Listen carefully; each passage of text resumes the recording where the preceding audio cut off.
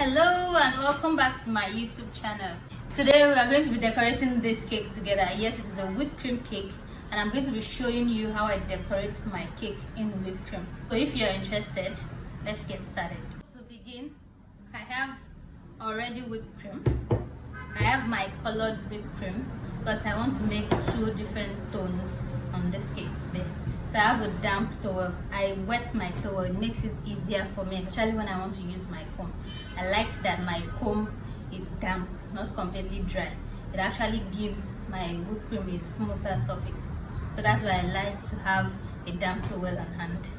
I have my combs as well. I have my combs with me. And I have my palette knife. I use the small palette knife. I am very comfortable using this small one. But if you are not the type that use this small one, if you like to use the medium-sized one or the big one, whichever one, it all gets the job done. Just use whatever it is that you're comfortable with. Okay, so I have my cake. I have already crumb coated this cake. Sometimes, especially if you are following me on Instagram, you notice that most of the cakes that I decorate on Instagram, I do not do a crumb coat. For some people that are wondering what a crumb coat is, some people call it a first coat. That is actually doing something like this, a dirty ice on your cake first. This helps to seal in your crumbs so that when you are actually applying the last covering, you don't have cake crumbs in your cake, in your decorated cake. So it actually gives you a clean finish. Now, as I was saying, if you follow me very well on Instagram, you notice that I don't really do this. Now, why I'm doing this today, that is the crumb coat, is because my cake is not frozen. If my cake is frozen, I do not bother to do a crumb coat or first coat or dirty ice, whatever you know it as or whatever you call it. And the reason is because my cake is frozen, and it means that there will be lesser crumbs, and I do not really have to worry about crumbs. So that is why when I'm covering a frozen cake, I do not bother to do this. But today this cake is not frozen, that's why I'm starting with a crumb coat. Start with, I'll be putting a dollop of cream on top of my cake, and using my palette knife, I'll spread it out. Now I'm doing this in a way that I'm trying to spread the cream around, like I'm doing something like this. Should I call it a fan-like motion or like a wiper? So that's what I'm trying to do, and by doing that I'm actually spreading my cream around. I'm trying to explain this much because I know I have people that are beginners here with me. So if you can notice, one hand is on my turntable. This is called a turntable. One hand is here and I'm using my thumb to hold the board of this cake down together with the turntable so that it is easier for me to move around. So I continue to move my cream. Now you think I'm doing this, I'm actually using one side like this to move. I'm not using both sides of my palette knife, I'm using one side like this. Then if I want to come back, I use the other side. So I'm not using both sides together. So I'm actually moving with one side. And when I'm happy and the top of my cake is smooth, try as much as possible to smoothen the top of my cake. And if I see that I do not have enough cream somewhere or it is not leveled, I add more cream. And I level it out again, I spread it out until it is smooth again. Add more again and I go around. Now once I'm happy, I want to smoothen this out completely. And when I'm happy with how smooth it is, I'm done with the top. Now we want to move to the side. So like I said before I began, I'm going to be making a pink and white cake today. I want the down part of the cake to be pink and I want the upper part to be white.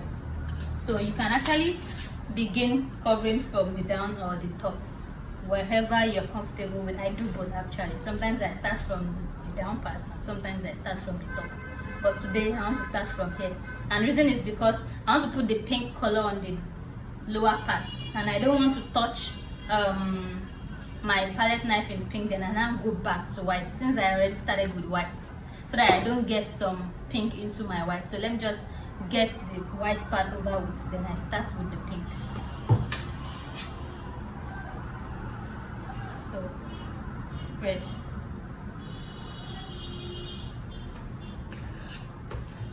Now if you notice, my cream is actually stable. Now it makes your life very easy if you have a very stable cream. Now if you want to work with whipped cream, please, you want to ensure that you are working in a cold environment, and you make sure that you whip your cream using cold water, please. Yes, I know some people will tell you they have a room temperature recipe. That is, they have a recipe where they use room temperature water to mix their cream, but I've not tried that. As much as I know, this works for me and I'm sticking with it. So just make sure you're working in a cold environment. Another thing you should know is that cream and heat are not friends. So if you are in a hot environment, it means that your whipped cream is going to start drooping fast. What I mean by drooping is that it will get soft and it will start melting. It's not really melt, it will turn to water. Let me just say that it will start turning to water, and you don't want that to happen.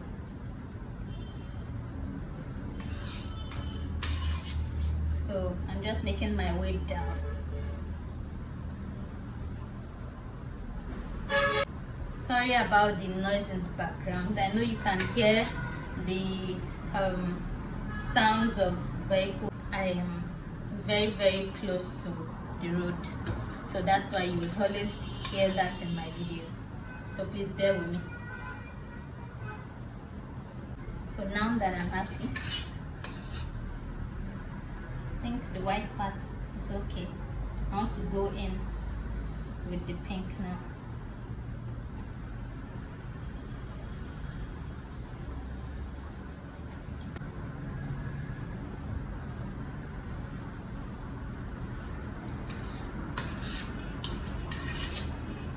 Now, if you've been enjoying this video so far, I want you to drop a comment for me in the comment section. Just drop me your favorite emoji. Let me know that, okay, you actually enjoyed this video, or you've learned a thing or two from the video.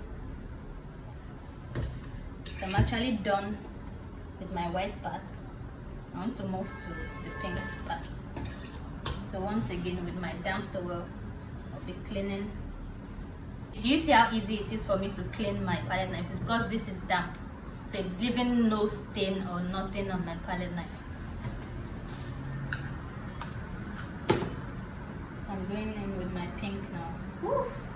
I like that pink. Okay, so if you're wondering what color of pink is this is Acabado Rose Pink. So that's what I'm using.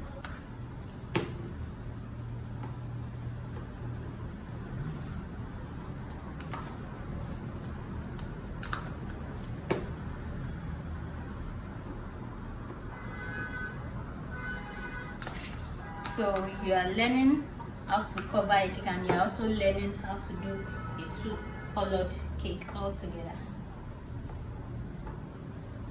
Let's see if there will be other techniques in this cake that you'll be learning as well.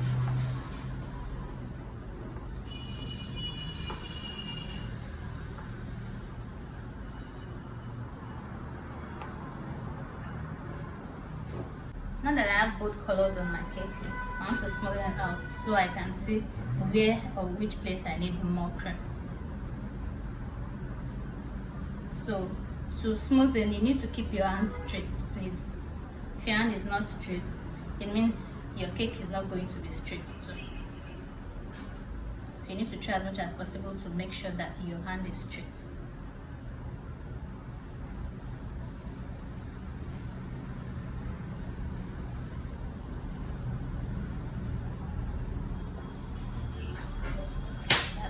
First, so I'm trying as much as possible not to mix both colors together.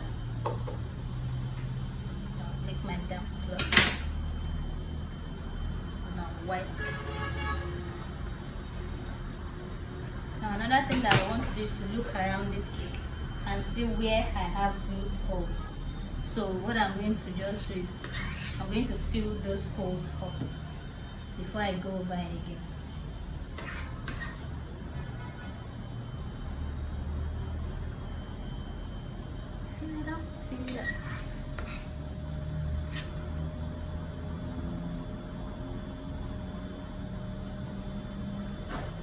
Now when you are working with especially two different colors, you want to be very, very careful, like I'm doing, so that you don't have, especially if you don't want the other color showing out in the other part. If not, there's tendency that now, for instance, I have a white and pink cake. If I'm not careful, it means I'm going to have pink on the white part of my cake. Do you understand what I'm saying? So you need to be very, very careful and patient as well. Now, cake decorating is something that you need to be patient with, and you need to take your time on it. Like I always tell people, I will say everybody can actually decorate a cake, but what differentiates your cake from the other person is the patience and the attention that you give to your cake.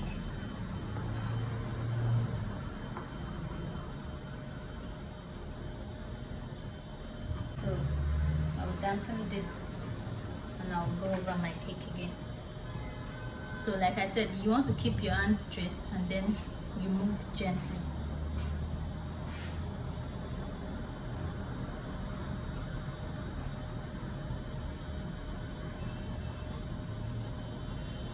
So I'm doing this so you can see how much time I take, how I pay close attention to my cake. So I'm hoping this would be my last smoothness until I get what I want.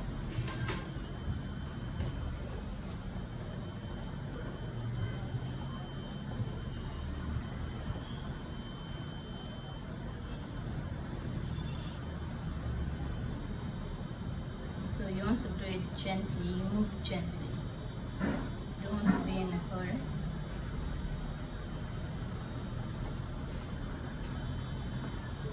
So I want to go over it once again.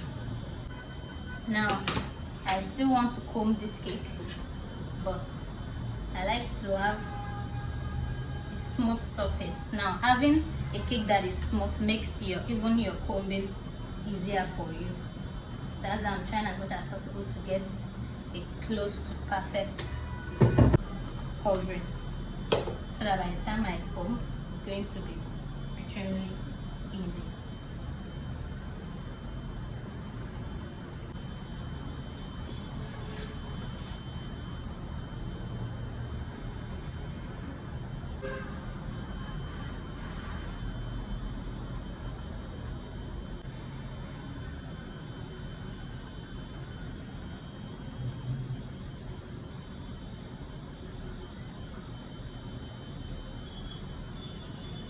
So I think I'm happy now, and I'm going to be combing the cake.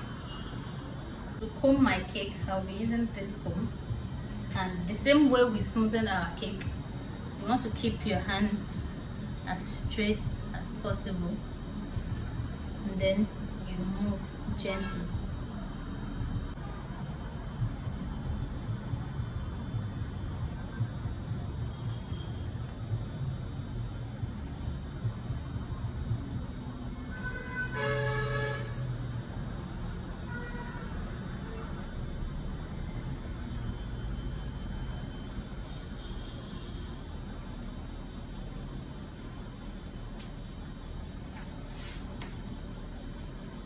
I have some places that need to trim.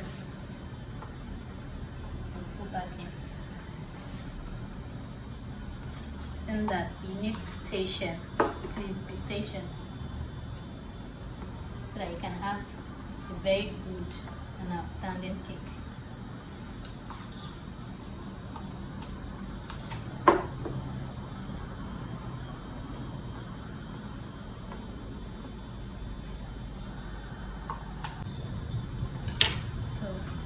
Clean this and I'll go over my cake again.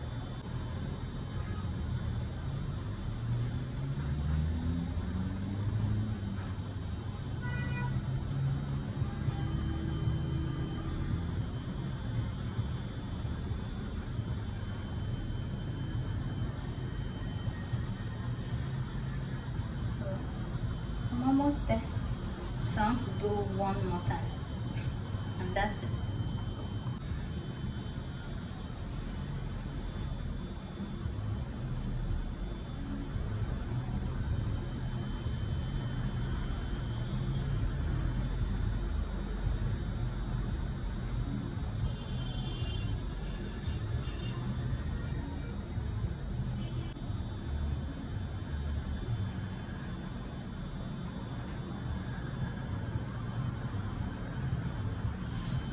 So like this, happy with the outcome, with the way my cake is looking.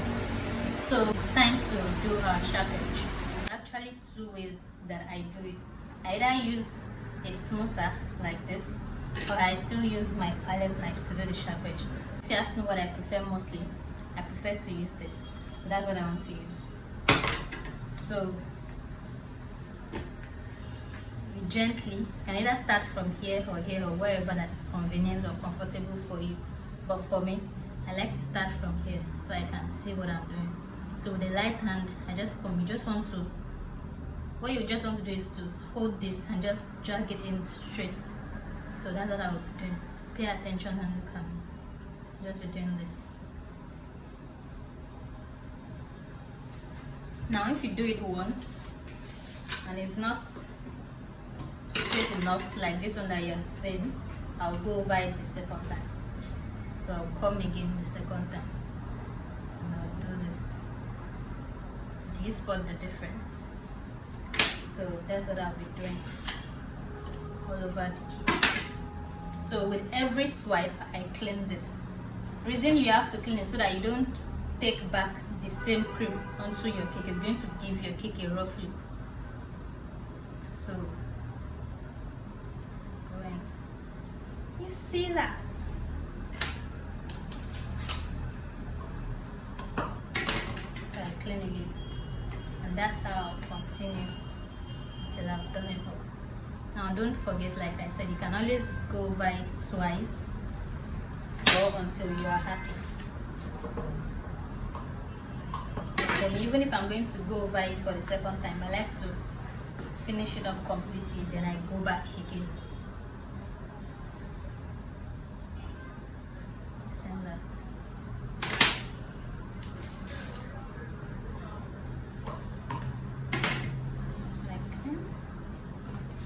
Then I do the last one.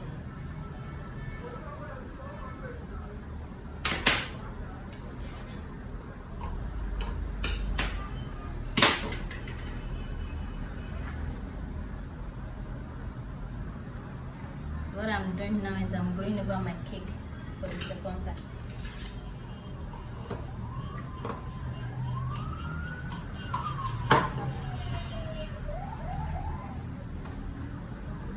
Don't forget, if you have questions for me, you can always drop your questions in the comment section and I will answer them.